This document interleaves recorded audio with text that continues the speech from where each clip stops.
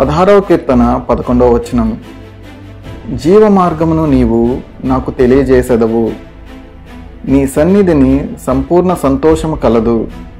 నీ కుడి చేతిలో నిత్యము సుఖములు కలవు. ఆమెన్.